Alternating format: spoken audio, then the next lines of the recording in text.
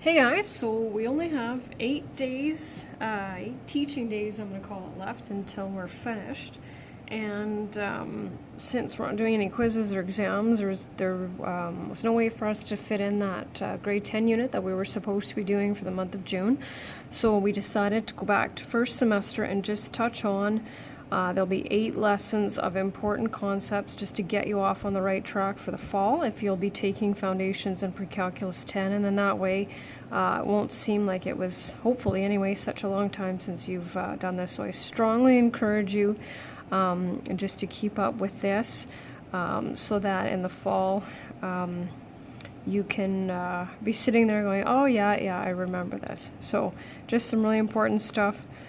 Just to get you off on a good start for that. Okay, so today is going to be multiplying and dividing rational numbers, and I have to say, without showing you specifically anything from Pre-Calc 20, it is essential that you are able to do this without the fraction button on your calculator. The fraction button is good for checking things, but there will be variables in Pre-Calculus 20, and your calculator will be completely useless, to be quite honest with you. So it's important to be able to do that, and we multiply, divide, add, subtract fractions a lot in Pre-Calculus 20. So I have the steps over here. First step, change to improper form, then multiply numerators, multiply denominators, simplify if possible, and we leave our answers in simplified proper or improper form. Mixed is useful for problem solving as well as graphing on a number line, and other than that, we do not need it. So, just a few examples, and a short assignment too. It's not necessary to give you pages and pages of practice, so don't worry, the assignment should be fairly short. So both are proper, so multiply, and here's my $1 million question again. To simplify this fraction, I need to divide it by what? 2 over 2 or 1, right? So 2 divided by 2 is 1. And we're good with that one. Moving over a little bit. So we're going to follow my steps. Change to improper. So 2 times 2 is 4 plus 1 is 5. Times. And then multiply numerators. That you can use a calculator for if you want to do that. Just don't type it in there and go right to that. My instructions always say show a step that demonstrates understanding. And this is just to remind you that if you want, how do we write -2 as a fraction? Well, we put that over 1. And so multiply numerators, multiply denominators. And going back to first semester, this is not considered simplified because we know when we have a negative and a negative divided by a negative is a positive. So I don't need to see the divide by 2 over 2. It's just important that you understand that we're dividing by a suitable form of 1 in order to simplify that. And just again, kind of without going into too much detail, nothing wrong with multiplying this, multiplying that, and simplifying, but you can see that 25 times 18 is going to give us a large number, and that kind of seems a little bit more of a pain. So when you're multiplying, don't do this with adding, you can look at a numerator and a denominator and simplify here, right? Because we know that 9 over 18 is 1/2, right?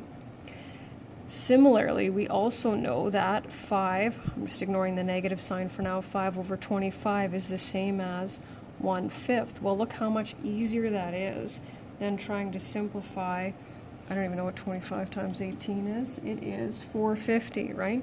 So 1 times -1 over 10. Right? Heck of a lot easier. So that's a possibility. And something that has to be done in Pre-Calc 20, but of course I realize you're not there yet. And last but not least, then dividing. Steps are over here. Rewrite the first fraction, change to improper if necessary, change the division to multiplication, write the reciprocal, and then multiply. So when we multiply and divide, we do not need a common denominator. It complicates things and we don't need that, right? So we're going to watch that we just going to have to be careful with positive and negatives here.